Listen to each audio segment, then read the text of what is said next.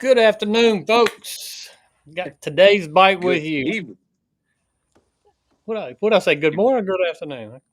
I think you said good evening or good afternoon, but you glitched out when you were counting 3, 2, 1 to going live, so I didn't even know if you were live or not. Yeah, Yeah, we're I live. didn't see it either. Yeah, hey, but we're live.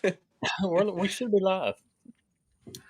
Oh, got a guest with us tonight, and the most recent champion on Grenada Lake, Oh my gosh! I mean, we're talking the one and only. He's a the one that stallion. He he. pulled a weight out of that lake that I honestly would have bet a lot of money on that wouldn't have been able to be pulled out of that lake. So, uh, I was thinking around 14 pounds all week from what I've been hey, that was my seeing. guess. So we're on the same page then. I think I But, got a little closer than both of y'all. Then, Trent, kind of do an introduction Oh, for that's yourself. nice. Tell like where you live, where you guide, and what you do. all right, I'm Trent Goss. I'm from Grenada, Mississippi. I guide here for Grenada Lake Charters. We're an all-inclusive guide service. We fish all the Enid, Sardis, Grenada here pretty much 10 months out of the year. Yeah, So, you know, living the dream. living the dream, fishing, man. It's Depending on what date you ask him. Yeah, that's true too. Yeah. Hey, it's still better than electrical work. I did that for 15 years. So, Yeah, that's right. I was going to say, when you roll up to that boat ramp and there's a 20-mile-per-hour north wind and it's 40 degrees, might be a little different story.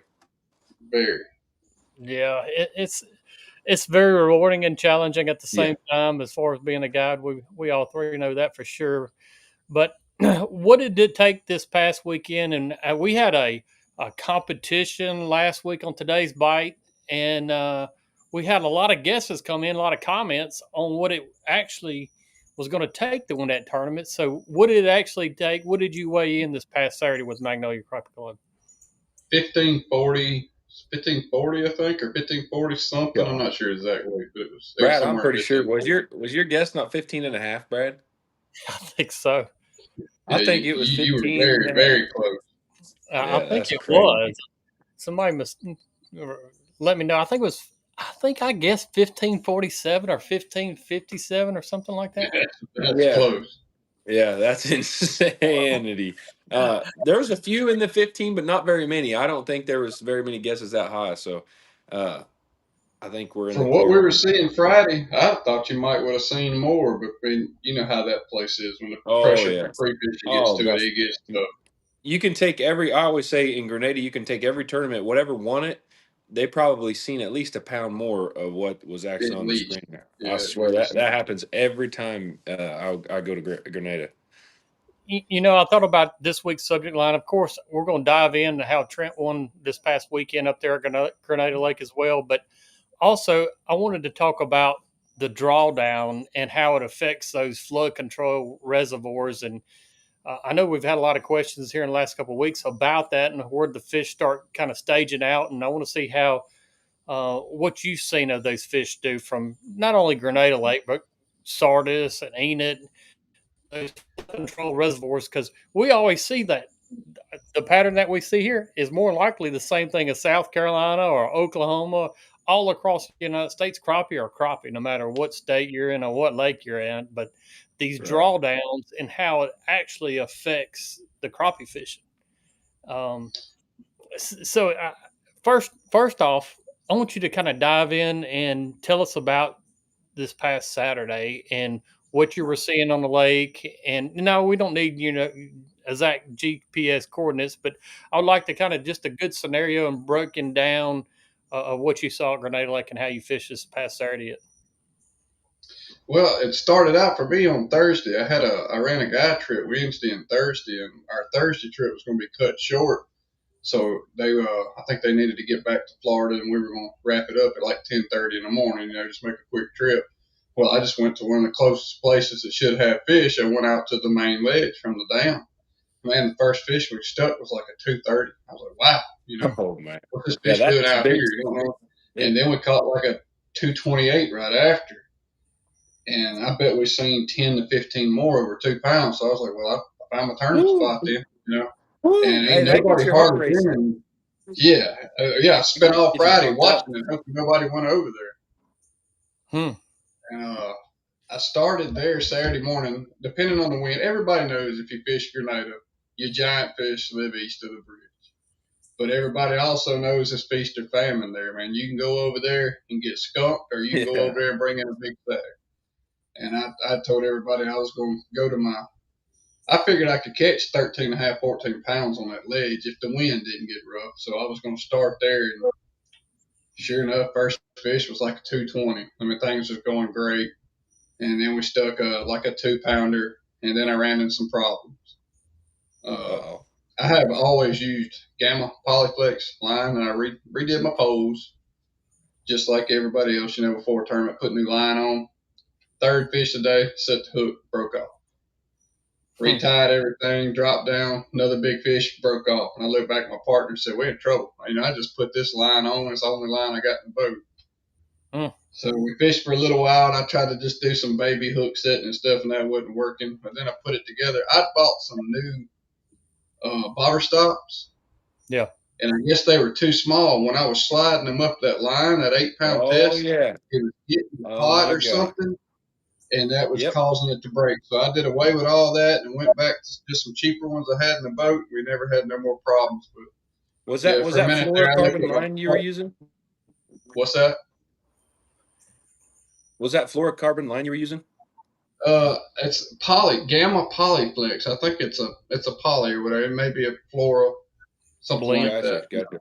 Yeah, But I've seen that exact I same ain't thing. sponsored by them people or nothing. John Harrison here at Jade's Guide Service put me on it, and that's some legit stuff. I have never had an issue with it. That's what I've been running for 3 years now. And then it broke on me the other day twice back to back. I thought, oh Lord, we won't recover from this, But we did. But the wind picked up on us, and we had to leave, and I went east of the bridge, man, and I probably didn't catch 7 fish over there, but I caught 5 of the right ones, How deep were they? Were they mixed in the water column, sitting on the bottom? What kind of actually were the fish doing in the water? The ones on the ledge right now, your bigger fish are right off the ledge in, say, 17 foot of water, right off the bottom, a foot or two off the bottom. And of course, east of the bridge, they didn't draw the lake down so much now. We ain't got 6-7 foot of water back there, so most of those fish are 4 to 5 foot of water. Gosh, dang, that's crazy. But those ledges right now that they've done pulled the water down so much, it sucked all the fish out of the hiding. They're on the main lake now, and those ledges are just loaded with fish. And you just said it about those fish getting drawn to that main body of water. Is that kind of what you see every year on those different flood control lakes? Depending on how much water we had, we had a lot of water this spring, so the lake was really high. It took it forever to get back down. I mean, places that's normally 5, 6, 7, 8 foot of water had 15, 18 foot, and they were hiding in those places, so it made fishing tough. It ain't been a whole lot of people on Grenada this summer because it was so much water. But yeah, now they're drawn down to where they're originally supposed to be, and it's pretty fun right now if you can get a fish to stop. They run on Grenada. They run in 4 foot of water. They run in 20 foot of water. I'm guessing you've got brakes on the boat, a certain style of brakes. I use power brakes. Gotcha. Most of those fish, are you actually having to kind of stay in tune? You're saying they're moving, so they're actually not sitting still, and they're just traveling along the bottom of the lake right there, along that ledge line? Pretty much. Yeah, they're pretty much. But see, it's kind of weird. Like yesterday, they shut the water back off here. It's almost no water. And I'm telling you, the last 2 days, 9:45 in the morning, we'd been done. It's been on fire. I don't know if that just them shutting the water off or what, but yeah, it's they ain't running too bad in the deeper water. I mean, you can kind of take your long pole and pitch out in front of them, catch them. Now those east of that bridge, that's a different situation, man. You got to put that trolling motor on 8, hold your arm out, and just chase him down. Mm-hmm. A lot of times when those fish, you're getting that bait out in front of them, and if they see it, do they come up automatically and hit it, or what's their reaction whenever you're getting that bait? No, some might, but man, most of them is you got to pitch. You got to match that fish's speed. However fast he's going, you want to get your bait stopped 2 foot in front of him and let him come up and find it. But yeah, they're constantly on the move. You you still got to get pretty close in his bubble. You need to get within a foot of his head for him to bite it. Some of them will eat it just immediately, and some of them slowly come up and grab it.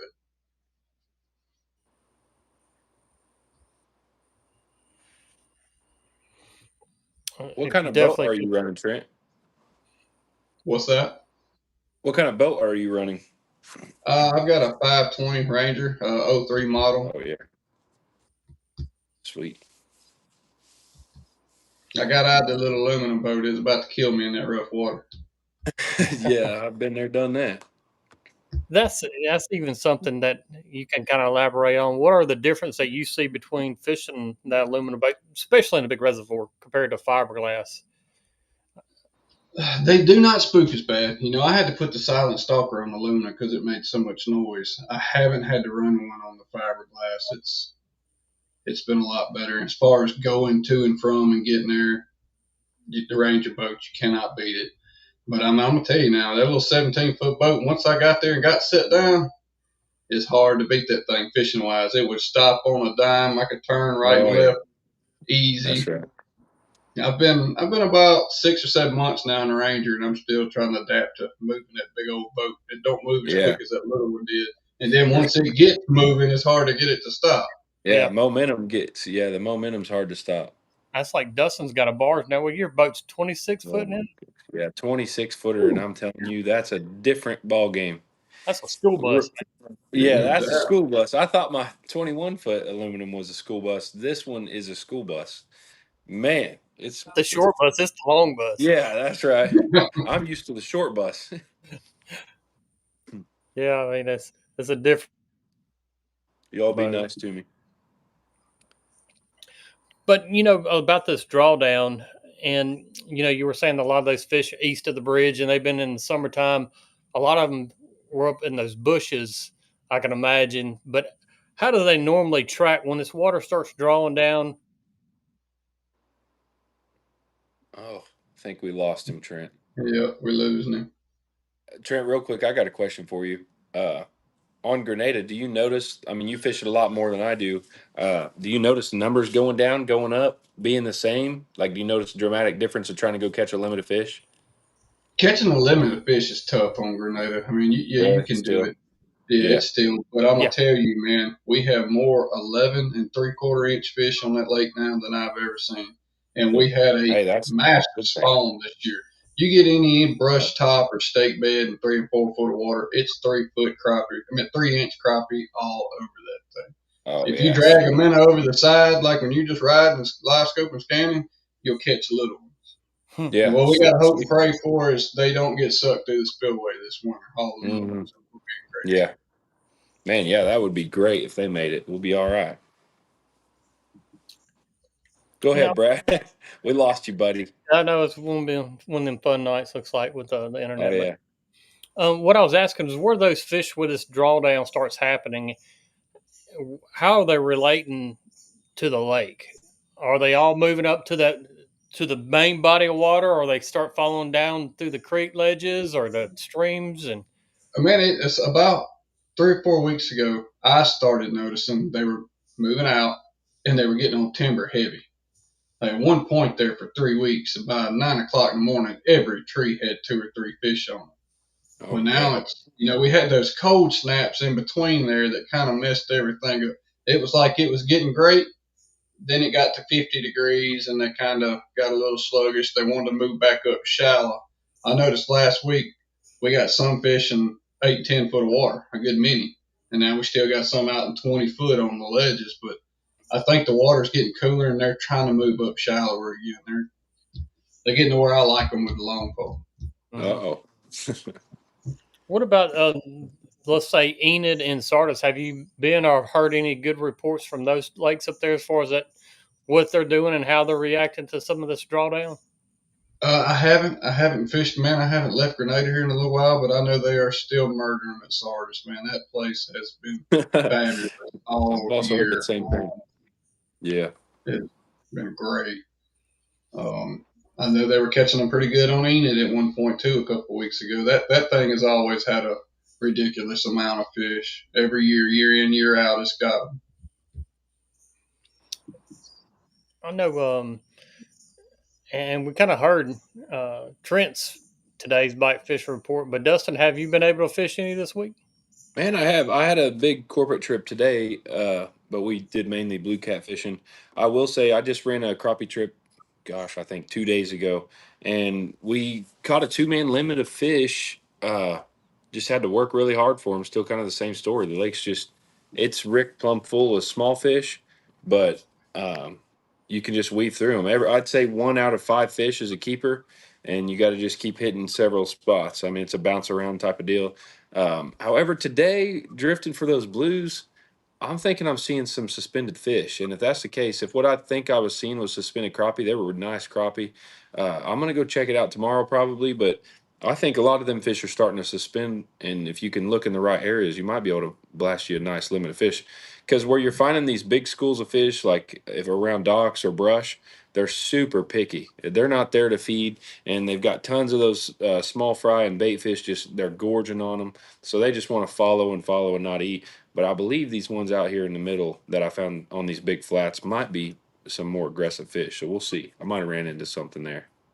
Yeah, that's exactly kind of what I saw last week on the res. Was a lot of our fish that were on structure were the sluggish fish, but if you could find them out Yeah. there up in the water column, especially sitting still, that was the key. If they were sitting still, they Oh were yeah. hunting. They were really looking for Oh yeah. something to attack. Um, Yeah. And and, see, and it's kind of right backwards on and Grenada. When you find him on a I know. stump, oh, he's coming in the boat. If he's out roaming, That's great. now, as Yeah. far as guide trips go, it's very difficult to get him, on a fish that's 15 foot That's down crazy. running. But If but he's have you sitting on a ever creek, you caught got him. have you ever caught a school of fish at Grenada though? Like a school on a stump, more than 10 fish on a stump? Not on stumps. You'll catch them, suspended out there. I've seen this year. I think I've seen more. At one point, me and Eric Cagle were east of the bridge up there. Man, you can find 6 or 7 running together, catching them. And That's then crazy. Yeah. uh, today we were out on the ledge and saw a group of like 30. And I said, man, I don't know if that's gizzard, shad, little white bass or something. And I told McLean, I was like, let's drop on it. Let's just see. Come up, smoked it, 4-inch crappie. So it was a group of about 30 little crappie. mhm. That was pretty Wow, cool. And we that's saw great. several Yeah. of those today. I've noticed the little I crappie think, really will group up. I think here in May, a lot of times we start looking at people going, oh, that's balls of shad, that's balls of bait. I think a lot of that's little schools of little crappie. They're just so Yeah, small, Yeah, we I think don't you're know what right. they are. I know we're getting some good reports in already. I see Brandon Thomas. He said he got 2 reports: Fort Gibson, black crappie in the river area, laydowns off rocky banks in 18 foot of water. Less active if the water is flowing. Water temperature is 77 degrees. Lake Hudson, crappie on stumps and brush piles along river channels, swings in 18 foot of water. Crappie in large schools over stumps suspended, but watch out for the big old flatheads. I like it. Heck yeah. You guys calling those apps over there where you're at, Trent? Appaloosa. Appaloosa, Mm-hmm. Appaloosa. yeah. Tabby cat, Appaloosa, yellow cat, flathead, they got what's the name for. Did you You, say you see a tatted lot of cat? catfish. That's a new Yeah, one I've never heard. I like I know, that one. I know folks on the coast, I've heard them call it tabby cats before. Yep. It does look like tatted cat. That's freaking good. I Yeah, I've like heard it. that one as well. Really? Mm-hmm. Man. We call them all kind of things here in Mississippi, I guess. No, I Call know. them It's always fun. Every style of fish is called something different. Yeah. Got James. He says my lake is down 7 foot. 7 foot, 80 to 81 degrees. Blackfish beginning to roam and suspend, ready to pull some jigs. Get my eyes off the live scope. Scream for a change. Fall's gonna be a good time to pull some jigs. I hear that. Sometimes it is nice to get off the live scope a little bit. Let's see. Courtney Sanders. She said her and Uh-oh. her dad finished second in the West Tennessee Crappie Club Trail this weekend on Lake Barkley past Saturday using toughies on a eye-hole jig at 16-foot B&M. Went back There and we go. forth. Crappie Magnet, Bobby Garland, crappie baits. Had a lot of fun and hope y'all are having a wonderful week. Courtney, that is awesome. So proud of you for Yeah. that. Good job. Congratulations. And Courtney, how'd your dad do netting the fish? I got to know. Would you have got first place if you had somebody else. That's all I'm going to ask. I just am curious. Yeah. I love reading these reports, guys. Keep them coming in. Also, you got some questions about these core lakes, the drawdowns. We got Mr. Trent here tonight. He's going to help you out. And so climb on board and hit us up with some good questions. Right now, we're hitting at 131 likes. So if you could, make sure you hit that like button, thumbs up. It definitely helps us keep the show going every week. Special thanks to Bobby Garland Bates for putting on today's bite and putting up with Dustin every week. It's a Yeah, real that's right. For sure. I appreciate them.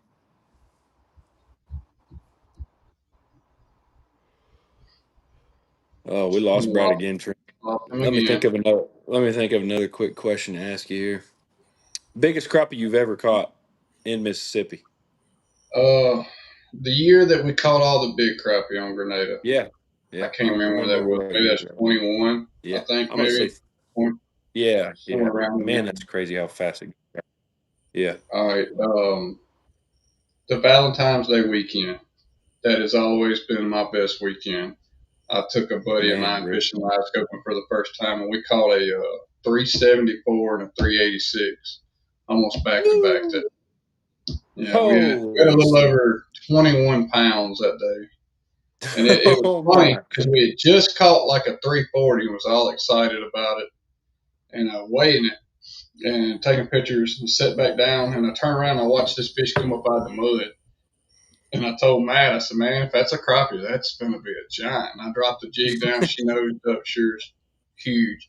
And it was Yeah. covered with mud on its belly. Oh yeah, dude. Pretty That's what sharp. dreams are made of. That's what dreams And are made man, of. she was being early February. She didn't have the big belly like I thought. Yeah. That fish probably got 4 pounds. It was huge. It was like 17 and a quarter, 17 and a half. Holy crap. Yeah. It was nice. Now, why is she not behind you on the wall? This is a real question. In the living room. Okay, that's what I like to hear. You mounted her. That's awesome. Yeah, she's there. I ended up catching like a 320 male that year, and I caught that one, and I mounted. I caught a black nose out of Grenada that was like 260, 270 something. I ended up mounting it too. That was one of the prettiest fish I'd ever seen. Yeah, for sure. That year was crazy, man. I think Chad Rogers caught a magnolia east of the bridge up here that was like 330 or something. That thing's huge. Yeah, a monster. I remember that. And he let it go. Incredible. Yeah, that just goes to show you we need 3 or 4 more years of high water, and we're right back where we need to be. Oh yeah, for sure. Yeah, it sounds like after the tournament you just did, it's headed in the right direction. Yeah, look. It was a bunch more now. Like I was saying, Jordan Davis caught a 291 pre-fishing. Davey Ross caught like a 280 something. I think JoJo Baker had one right in the 280s. That's giant fish for this time of year, you know. Man, yeah, they're already knocking on 3 pounds. Yeah, they're ready. Yeah, they'd definitely be well over 3 in the spring, I would say, in March.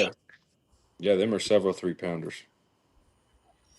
I know we got Anthony. He said fish a tournament here in North Carolina Saturday. Fish were on structure and open or in open water. Water temperature in low 70s. Caught a 170 and a 136. Big fish had 8 pound with a 7 fish. Thanks again for the show, Anthony. Thanks for the little today's bite fish report there. We'll take it. Yeah, congrats on that, Anthony. Sounds like he's really getting into it. I believe, was that Anthony Richardson? Yeah. New good follower. I've been keeping up with him, slabbing a little bit. Absolutely. I got a lot of guys. Most of them are actually guys you're fishing against. I don't know if you're seeing the comment. Yeah, that fella right there is an absolute stick. Don't let him fool you. Oh, he's also the world's best crappie fishing dentist. Oh, yeah. Hey, I already know who you're talking about. As soon as you said that, by golly, Mr. Stevens in the house. That man can catch them anywhere. Him and Jamie are as tough as they get. He can. Yeah, he plays the poor pitiful dentist card on you until he beats you by 2 pounds. That's right. Then comes in with 17 pounds. We had a tournament last year in Meridian at Okeechobee. He just showed up that morning and walked the dog on me over there. I've been there for 3 days straight fishing. That's funny. Michael Taylor's asking a good question. He says, "What water temp will I guess black crappie leave brush or suspend. I'm ready to troll some jigs. We do not have white crappie in a home lake. Michael, I started Anytime. fishing suspended really even in the mid 80s. Our water temperature in the mid 80s right now here. But as it coolers, I would say definitely in the 70s, we'll see more and more fish get out there and start just suspending and feeding up for the Yeah. wintertime. I'm gonna say here in October, at least here in Uh, Mississippi yeah. area, I was gonna say all the fish suspended. I'd say a couple more weeks and everybody's in the suspended era again. Yep. Just another really good cool push, a good cool front of weather really sends that stuff into happening a little quicker. But I bet a couple weeks out, a lot more fish will be out there. Hmm. Joshua, he said he fished an oxbow in Mississippi Delta Saturday. Some nice fish. Some of them were missing only one eye. Seemed kind of strange. That is kind of strange. I don't know if I've seen a big population of fish just missing an eye. That's wonder Man, what. I've got a cool story about Grenada. I was chasing some with the client back when we could guide out there, and we were chasing it and it kept swinging up, missing the bait, swinging up, missing the bait. And then it was like you'd put the bait right on it, it couldn't see it, couldn't see it. And I said, this fish has got to be one eyed, kind of just being smart aleck. And they Mhm. all laughed, and we caught that dang fish, and it was one eyed. If I'll be dang if it wasn't one eyed. We So catch they a thought I decent, was just catch a decent amount of them here like that. I guess that's, really. now that we're pushing the catch and release so much, I guess you see Yeah, more that's of true. them. And then the Yeah. fact on Have these you core noticed lakes, some one eyed fish will miss your bait or be oh weird? yeah, oh yeah, you Yeah, notice that a it's lot. hilarious. Yeah, My yeah. guess is we see so much of it here because we have the 12-inch rule. You got so many that Oh you got yeah, to let go. that is true. Yeah, You you want know, to seem like a hero. Tell your guides that it's one-eyed and then pull a one-eyed fish out. They'll be like, "What?" kind of go through what some of you guys are doing over there as far as this catch release. And I know crop. I don't know where he was That's headed with gonna be that. a tough question there. You didn't get to finish it. Yeah, that's a tough question to answer. Brad, I got to thinking. Yeah, I don't know. Oh, there he is. He's back. Don't say nothing. Yeah, Well, you back. Go ahead, buddy. I was just going to say To answer your question, we don't know. Go ahead. about the Crappie Forever and release program, and kind of explain to everybody that's maybe not that familiar with that. Go through that process and really how you see it affect Grenada Lake as far as the catch and release of these trophy fish. and crappie forever is just a conservation thing, and it's it's needed now with live scope. It's easier to catch them than it's ever been. I mean, you can catch if you can get out there 12 months out of the year, you can catch fish. You can target big fish. So we try to let as many of the bigger ones go now because it ain't like it used to be, like where you just had to stock up on them, in the spring because that was the only time you could catch them. Mhm. Well, Exactly. we still with social media nowadays. Not a lot of people like to catch them, put them on tailgate and all that. You can take a picture and let them go just as easy.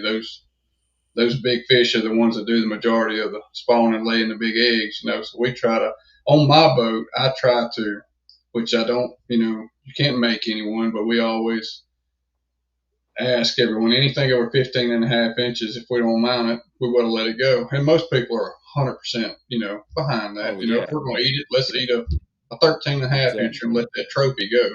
For And most sure. people afford that. I mean, Yeah. it works because I can tell you two different times, man. In the year of the big fish, I caught a tagged fish with a client.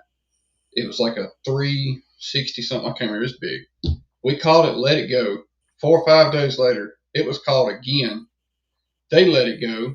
And like a mile from there, a week later, I think one of Richard Falk's clients ended up catching. That was 3 people within 3 weeks caught the largest fish they ever caught in their life, and all three let it go.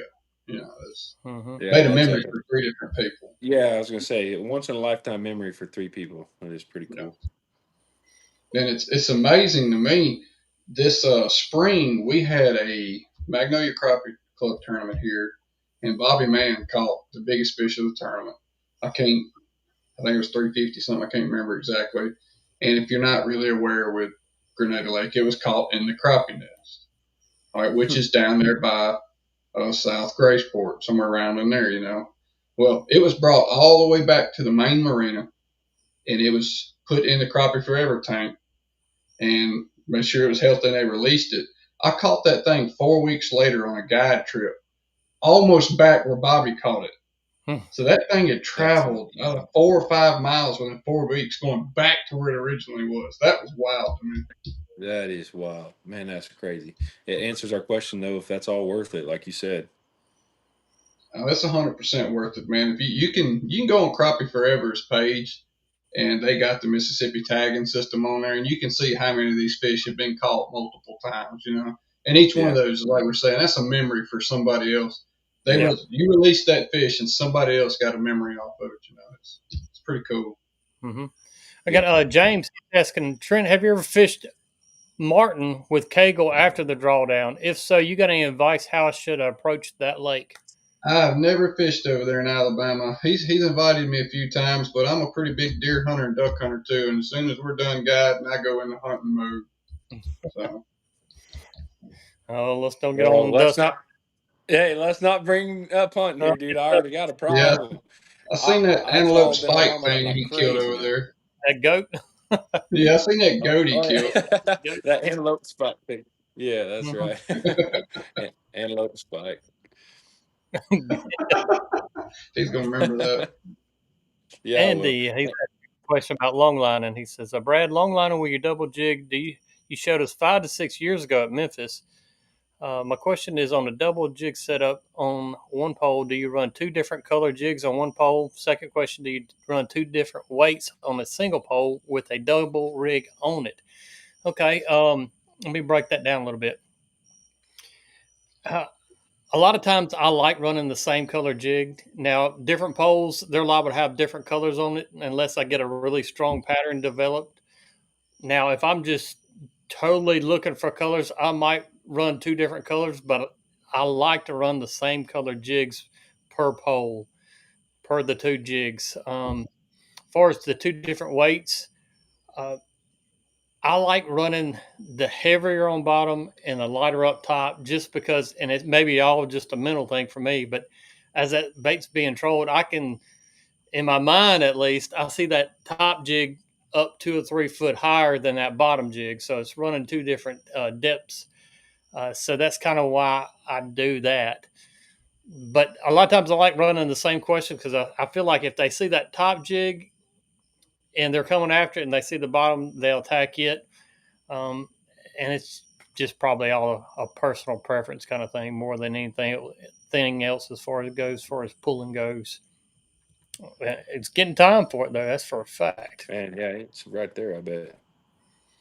Even Grenada Lake, I know it's, a lot of guys are live scoping, but man, the fall on Grenada has always been just a phenomenal lake to pull some jigs on. As many fish as we have right now, I believe you do all right with it. Mm-hmm. I kind of never understood that, the folks that were so dominant with it that went away from it and went to live scope and are struggling, why not go back to it? I mean, I believe it'd work. Yeah. Yeah. That same ledge you're talking about, man, I can recall a lot of falls, September and October. That'd just be a phenomenal spot right there. 2 pull jigs. I think it's going to be really hot for the next couple of weeks. I hope so. I think we're going to have some really good guiding trips for the next month. Let's see. When's your prime time, Trent, there for rut deer? When do the deer really start rutting and you get excited? Man, I hunt mostly public land here in the Delta. And that week of Christmas, the week before and the week of Christmas, if you're allowed to get away from the house then, you got to be there then. Man, that is absolutely insane. You guys are so far behind. That's crazy. Yeah, we go to Illinois up there and deer hunt some, and it's, that first week of November, second week of November is all prime there, and you come back home in 6 hours and it's a month later. Yeah, that's crazy. Crazy. Yeah. My favorite time in Mississippi would be December 18th to about the 2nd of January. Yeah, that's about prime for us too. See, November 7th and 8th here, if you have any land or place to hunt at all, November 7th or 8th, you're going to kill your shooter buck if you're in there. That's wild. I know. It works the same way in the crappie world with the spawning. I mean, it's like you would think That is true. our That's true. spawn would be uh, later than Bradden's down there at Barnett, but it always seems like theirs is a couple weeks behind ours, which is odd. Yeah. Yeah, that is weird. Yeah, I know. Let's see in the future a little bit. I know Magnolia Crappie Club's next stop is over at what, Lake Chico? Chico, What, fun lake, man. We started fishing it It is 2 years ago and love it, man. That thing's slapped full of crappie. what really. is your prediction as far as that lake come October? We'll throw out some Oh, early. here we go. Yeah. Mm. Man, I've seen it before where, there's a couple times I went over there where, on a handheld, you could push for it to 14 is doable. Pre-fishing, it's doable. Come That's tournament day, crazy. normally wind blows 60 miles an hour or something, and it gets a little tougher. If somebody if they fish Chico and they hit 13, 13 and a half on a handheld, they're going to be good. But we're able to fish Chico and Ferguson. So I know nothing about Ferguson. I know it has some black crappie in it, and if the river's up and it's got water in it, it may be the lake to fish. I haven't spent much time on it at all. I think bass fished it a couple times. They're close to each other. They're both close to each other, the lakes. Yeah, yes. Got you. Ferguson is Never heard of them. live on the river, so it fluctuates totally with the. It's big time connected to the river. Yeah. And actually, years ago, it was a national championship with crappie masters, and we were able to fish Chico, Ferguson, and the national championship was won on Ferguson with whitefish. Uh-oh. With whitefish? With whitefish. Uh-oh. Really? There you go, Trent. Trent, I'm telling you, he's a legend of the sport. He's got more history with these dang lakes, I'm I telling you. got history. Hey, first round, yeah, he can't get this gray right here without knowing everything there is to do about them lakes. So there you go, Trent. It's going to be one on Ferguson's what he's trying to tell you. I don't It know. might be if the river's up. Yeah. I know the last 2 years it's been so low. I think people tried to get in there and they didn't do real good pre-fishing. I'm gonna have to stick with Chico because we got so much work for those 3 weeks before that tournament that I'm not gonna be able to take a day off. So I'm gonna have to just go to Chico, which I like. Man, I'm one of them guys that likes to catch fish, And Chico, Right. you catch all of them you want over there. Yeah. That's You would think, that I love Grenada. It's as far as tournament goes, it's my worst lake. I would pick every other lake we have other than Grenada. Maybe not Barnett because of the stumps and the weather, but I like the lakes that we go that everybody catches their limit and everybody catches a lot of fish. That's the fun tournaments to me. Yeah, I agree. It's always a lot funner if you, no matter what you're doing, if you're catching fish, especially a lot of them. At Ferguson, I'm on the thinking comments about now, that Tom. tournament there, and John Harrison won that tournament. And I think he weighed in 4 fish. The river was at watch. Yeah, we lost him again, didn't we, Trent? Yeah. What's Dustin Shields talking about? Roll Tide Roll. There is no telling. No, that's Chad. He's saying Roll Tide Roll. Don't get no football started. There's no Let's see. telling what you're gonna get out of Dustin Shields. Hey, you're right. Yeah, Dustin Shields said #Hail State. I don't even know what he meant by that either, but you never know with that guy. You never know. I know Mississippi slang from Mississippi State. Oh, Question: gotcha. Minnow folks using slip bobbers. So when I'm casting with a slip bobber, my minnow gets tangled around my split shot line. Any help with that? And I'm not casting but 10 foot or so out. It's so crazy. Any help, guys? Man, that's a hard problem you're going to run into. I run into that a lot, and it drives me nuts. But if your fish are aggressive enough, it sounds like if he's doing a minnow rig, are you using a gold hook or a jig head? Because if you're just using a gold hook, I'd say put a little bit of weight on there, do a small jig head to just have something help you fall down a little bit better. Another thing that will fix that, even with the gold hook, it'll fix it, is if you do those. Gosh, I talked about them last spring, but they work really well. They're the Drift Master weights, but I forgot what they call them. They've got an eyelet on each side, and they're long little skinny weights. and they just keep your line straight. But gosh, I forgot what they're called. Oh, sonar sticks. I believe So they're called a sonar stick. If you find the sonar sticks, they're always out of them. They sell them out really fast, but those are really nice. I used them in the spring sniping fish because I got tired of them tangling like that, and I never really got it tangled. And if you did, you could shake it easily and it'd throw it off and get untangled. So, sonar stick might fix that for you. I would suggest too with that same thing is taking that split shot and putting it closer to the hook. Yeah, Uh, absolutely, that helps too. and I'm talking even like an inch, Yeah, inch and a half. Take that split shot and run it closer to that hook so it doesn't have time to flop back around.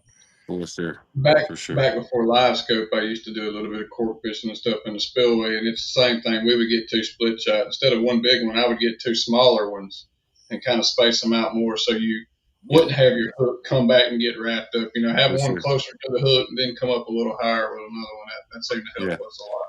But see, Brad, if you had finicky fish and you're fishing a minnow, which you wouldn't know this because you don't fish the minnows, but So you sometimes you get that split shot too close to the head or to the deal. Them crappie see it in clear water, hate it. So you gotta. Sometimes I'll have a real long leader, and you want that crappie just or that minnow just free floating kind of. That's a little run. tidbit right there. Yeah, you want Our that minnow kind of wounded minnow just sitting there floating, and there's nothing really controlling it. But if you put that weight too close, it controls that minnow too much. The biggest fish we caught Saturday, caught it on a minnow, and we were up east of the bridge, and it was sitting on the bottom, and I knew it was a big crappie, and it wouldn't move. Man, I dropped a minnow down on it, nothing. I was running about a inch and a quarter little 64th ounce hair jig there towards the end, and I caught a couple, but then they got to where they wasn't biting at all.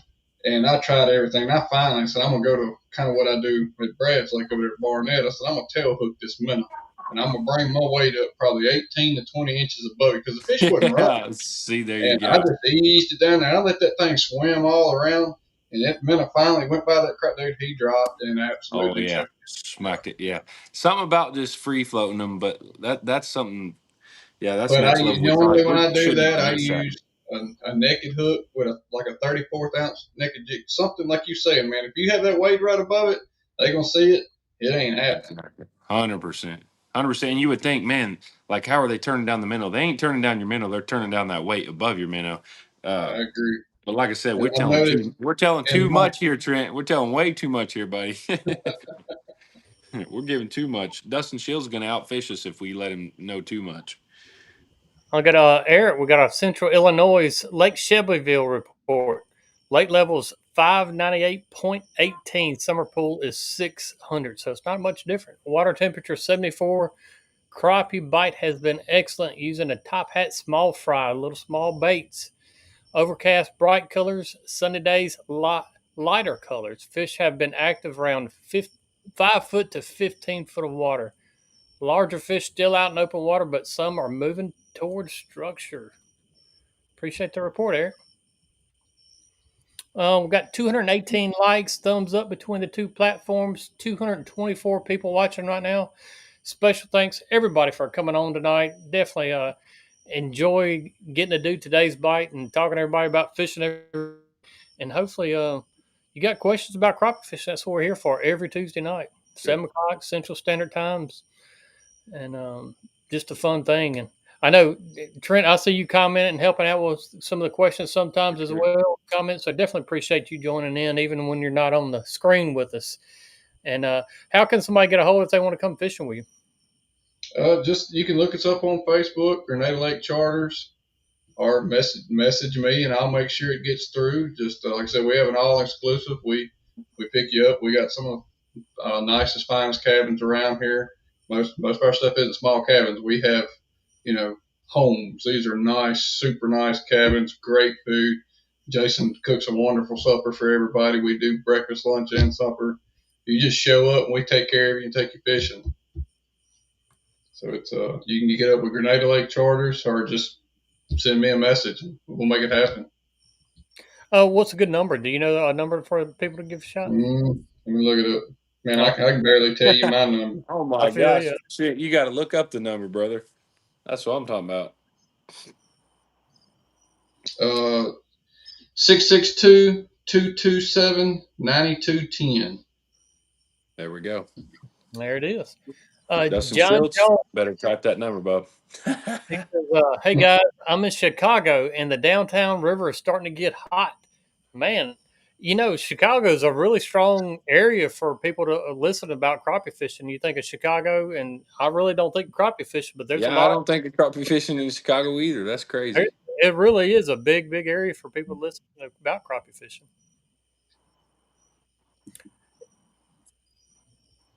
Let's see. See, Bobby Band said Ferguson got some big blacks, but river needs to be around 15 foot. Hmm. But Mr. Bobby been around a block or two. Oh yeah. He's got that history with him too, huh? Wisdom. I wouldn't be scared of river level in that lake though. I'd Just like throwing to that. try it. I was hoping I would be able to get off a day and go over there and look at it, but I it tell may you, be different. It may be different fishing Chico this year. The last 2 years we fished it, it's been extremely low. They've had it draw down where they were working on stuff, yeah, and I don't know if it's still like that or not. So no, it's back up. it's back up. Yeah, Uh, so that would be totally different for me now. I've never been up there with the water being normal. You talking yep, about Chico? yep. Yeah, So it's Gotcha. back up. River's fairly low right now, but you hear about a river system like that, and I recall, I think about 3 or 4 years ago, I spent probably about 2 weeks fishing it, and you always hear a river rising, the fish go away from the river. Well, I actually seen the opposite happen on that lake. I had some fish pinned down along the stretch, and the river rose, so I kind of started going away from the river looking for them, and never did find them. Half a morning or whatever it was, come back and trolled the opposite way toward the river, and they were probably 3/4 to a mile closer to the river on a rise. So that just shows you that some of these Oh uh, yeah, berries standard thoughts that we have when it comes to crappie fishing can be busted. for Uh, sure. I definitely recall that one on Ferguson. Stephen Sullivan has Stephen I'm Sullivan has a laughing. good Stephen Sullivan has a really good question here, Brad. Uh, he said, Dustash, how old do you got to be considered old to me? Now, what sucks about this question, Stephen, if you'd asked me like 3 years ago, 25, I really felt young. Now that I'm 27 and I'm like knocking on 30's door, I don't feel like I'm near as young as I once was. So now, old to me is Brad. How old are you? Yeah, yeah, Brad, how old are you, Bob? yeah, yeah. Let's Oh my look at gosh. your hair there, Dustin. Hey, no, I ain't showing my hair. That's the problem, Steve. She's Yeah. gone, boys. That's the problem. So, I mean, honestly, Steven, gosh, that's a tough question. That's just one of them that I can't. I don't even know if I could That answer number without. changes the older you get, don't it? Yeah, it changes all the time. Exactly what you just said. 50 used to be like, man, you're over the hill. You're getting pretty old. But now that I'm almost 30, I'm like, crap, I'm freaking more than halfway there. So that's not old no more. So Mhm. yeah, it just keeps moving up. I'd say once you're 68 to 70, it's time to just start spending your money and enjoying life. I would agree with that. Well, we're Steven said wanting to go he's to got kids California. over there. Do what? So we're trying to get a trip to go to California with him. Remember, you got to be a little Oh nice. yeah, oh yeah, we gotta be easy on him. You got to be nicer than that. But yeah, I will say, Steven, you're not old, buddy. You got the wisdom. That's all it is. It's wisdom. It's not oldness. And Oh look, here we go. Everybody that's people 50's fishing. on me now. Good, good. I've Chesson, taken I'm people fishing in 51. the Hold past on. 2 years that's been, 90s, getting in a boat on their own, Yep. fishing, doing Man, great. this And is I a good took point. some people in the high 50s that could Absolutely. barely. So, Dude, that is crazy you say that. I've had talks with people on the boat that are like in good shape, 65, 70, that just get around, jumping up and down. And I'm no like, you don't doubt. understand. I've had 45 to 55-year-olds that I have to help up and down the boat. And these guys are 70, 80 years old jumping up and Yep. down. So it's all about genetics and how everybody's feeling at that point. So once you've gotten to Brad's age, at that point, you're old. It don't matter. You might be in better shape or not, but once you're there. You Oh can man. probably read my mind. I know it. Hey, I love you too, brother. I love you Yeah, too. you can only read Oh my man, mind. that's great. Let's see. Chris Cook, he's asking, he says, what's a good tip to catching crappie piled up on structure that just don't want to bite? I know all three of us have experienced this a lot. So 100%. let's hear it, folks. You go ahead first, Trent. Man, I would think your first thing would be, are you fishing for white crappie or black crappie? You know, I get different scenarios there, which we don't run into a lot of the black crappie, but to me, it could be as simple as downsizing. You know, keep changing baits. There's been just a few instances where I've had color make a difference. Normally it's size, but my go-to in that is kind of that same way I was telling you we caught our last big crappie in the tournament Saturday. If I got some fish in the brush top that just won't bite, I'm gonna tail hook him in and I'm gonna drop him down there and just let him do his thing, you know. And most of the time, if that don't work, then I'm going to the next top. Yeah, that's right. Man, if it's just really, really push comes to shove, and you need to catch that fish to eat dinner tonight, I'm gonna do what Trent said. I'm gonna pull that split shot way up away from the bait. I'm gonna have a gold plain hook and go as light and as natural as that possible. Picture what that fish is eating day in and day out, and try to mimic that to a point. That's what I'd say. Try to make that look exactly like what he's seeing, but make it look wounded and something that really intrigues him, wants him to chase. And most of the time, if you can ever get one to fire, then Yeah, you finna get them. you know, man, Just that's getting that crazy too. one to bite.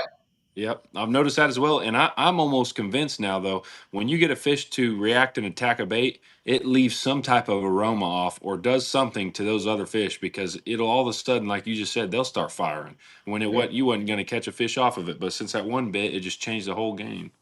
I got more 50-year-old fellas though wanting to roll me up in a pretzel than I think I could shake a stick at now. Hey, I got a lot of people that say one of the funniest guys I had here not too long ago. I think he's man, I think 76, 78. He's jumping up and down from the boat. He's 86. And he's just a go-getter, short little guy, just goes after it. And I'm like, dude, you're gonna hurt yourself. He said, man, he said, I'm 20 years old from here up.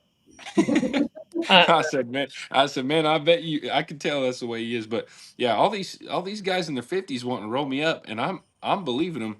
You know, let's just see here. Let's just see the old folks that are getting You a know, little upset. when they get that age, they don't fight fair anymore. You know, they Exactly. That's why they're saying they could take me. you Yeah, might that's want to right. leave that crowd alone. Yeah, exactly. Marty Sutherland said, Dustin, he said, I'm 52. You want to wrestle? Listen, Marty.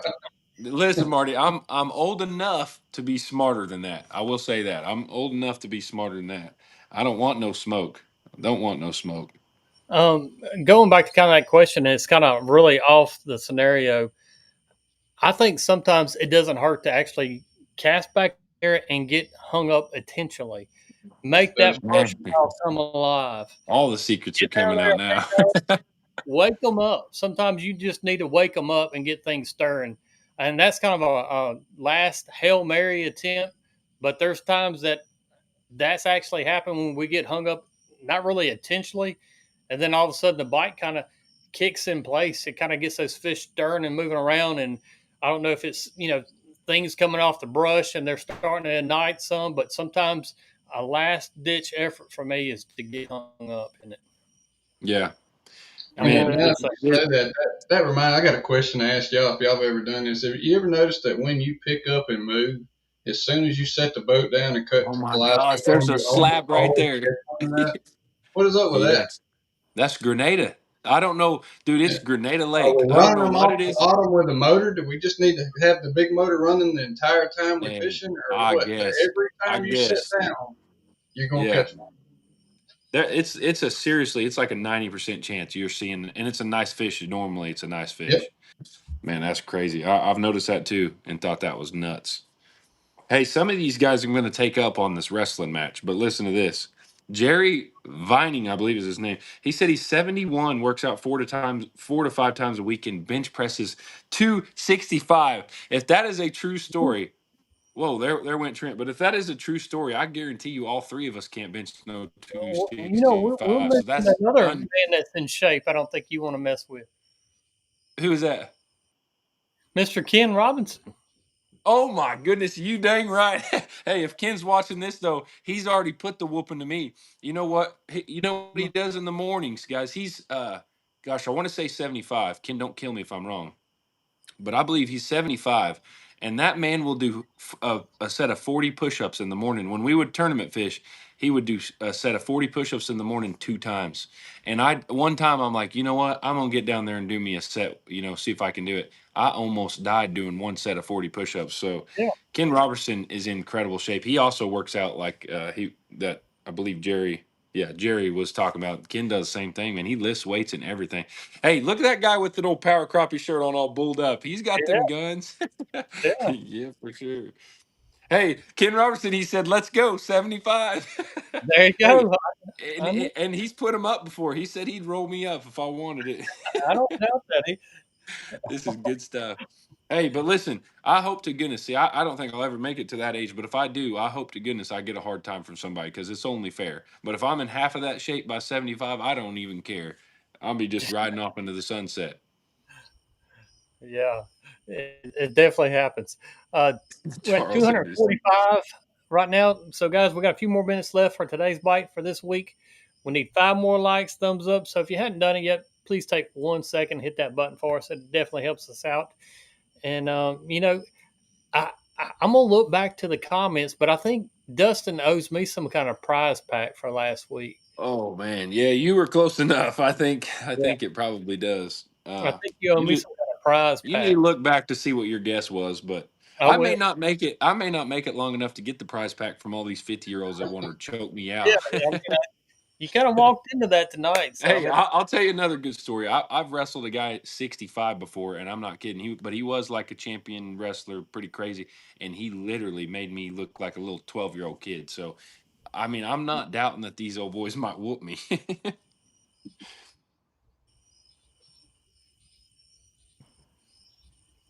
I'm trying to weigh my options, though. I might have to just pick one and go live on here for it. now I don't. I'm not even very familiar with this product. He said, "Do you guys use rock tamers on your tow rig?" I'm not sure what that is either. I'm going to answer it anyway, though. But no, I don't. I do And not use it. I'm talking like maybe mud flaps or something. Those shields, I've seen those guys put those. Oh, rock tamers. I would guess that's what you're talking about. So it doesn't throw up on your boat and stuff. Live scope hit all of it. I would imagine. No, Well, I heck mean, no, like man. going down the road. Man, Um, yeah, that's thinking outside the box, Brad. That's what I'm talking about. See, there's the wisdom, guys. That's not that I'm making fun of him, but it's just like, man, when you get when you get over that hill, you're there. You're locked in. Trent, you're not there yet either, are you? What are you, 34? 40. 40? God dang, you're close, Mm. brother. I'm just joking. Halfway to 80, huh? Halfway to 80, brother. Oh, man.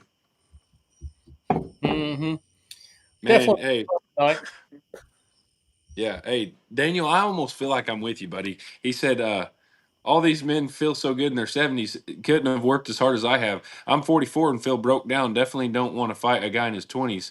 Good show, guys.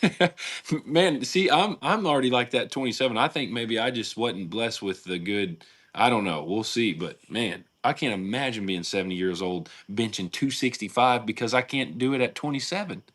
Golly, what's wrong with y'all? What are y'all on? What kind of pills we need to be taking? Water we need to be drinking? Just tell me. Is uh, everybody taking vitamins? What's the deal? Mm. It ain't the Jim, vitamins. I started taking them. That ain't helping. That ain't helping. Hell, it ain't vitamins. Hey, you know what I was about to say? Thank God I didn't, Trent, because I was going to say, as soon as you start taking your daily vitamins, you finally made it. I started taking them about 2 weeks ago.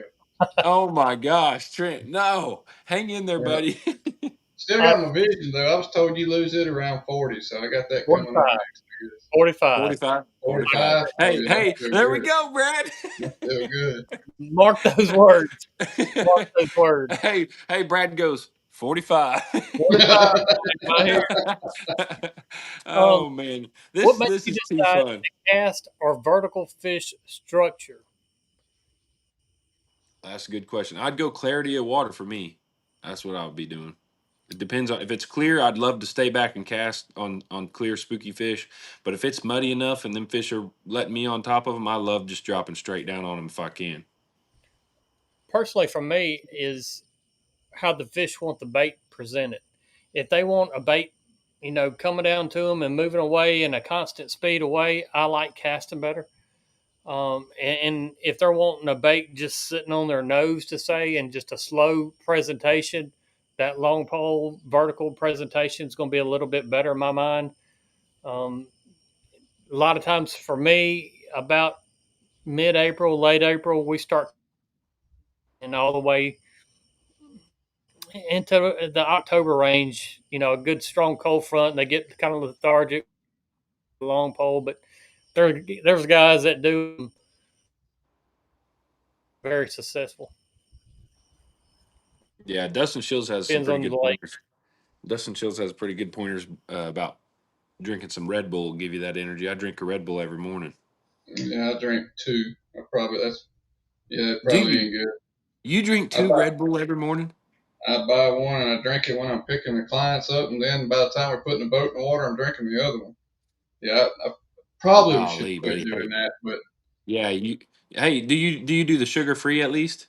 yeah, that Okay, see, sugar-free Jimberry, that's my go-to, man. I dude, love it. that is. I don't know the last morning I haven't grabbed the sugar free Red Bull. I mean, it is 5-star, but it's got to be so terrible for you. Jerry Hancock, how are you doing, brother? We were just talking about hunting, and I've been thinking about you hard lately. Have you seen any elk or got a shot or anything? I've been hoping to see a big old elk picture, but he said hello from Colorado, so he's Uh, still elk hunting. Man, he's been out there a while too. yeah, definitely. Well, thanks, Trent, for coming on tonight. Congratulations for this past weekend. Definitely give me a shout before you head over in the Delta area. Uh, I'll probably do that. I may try to hook up and borrow a place to stay one night while I'm over there. man, I wish mine are. I wish I could. My cabin's in shambles right now, Uh-oh. down to the studs. Oh, Yeah, Lord. You are doing yeah, some remodeling, huh? Yeah, he's yeah, remodeling the whole thing. But I mean, absolutely. it's better than nothing. So might as well take you a nap in there, Trent. That's about it. Well, thanks for coming Killing on me here, here up there. And yeah, I and appreciate you, Trent, very much for all the Yes, tidbits, sir. buddy. Hey, I enjoyed it. Yeah. You Anytime. bet. good luck in the future as well. And like I said, look him up, Grenada Lake. Charters. That's right. Yeah, Grenada Grenada Lake. Lake Charters. We'll make sure I got it right. You guys Jerry, good take it luck easy. over there in Colorado. We know you're gonna get a big one, and Yeah. that's another man you don't want to mess up in his age either. There, You know Dustin. what? Hey, that's a good point too. Yeah, that's Jerry, a I good hope you've point. seen that. Dustin was Yeah. talking a bit of trash a little earlier. Hey, no. Jerry, he ain't there. I seen Jerry though, a picture of him with all of his beard Mm-hmm. out there in Colorado. He is unrecognizable. It was great. He's See, a mountain man. yeah, he looked like the mountain man for sure. It was great. But you guys All right. take it easy. I appreciate it. Till next Tuesday night, 7 o'clock Central Standard Time. Hit that subscribe button. Hit the follow button. Till next time, Brad.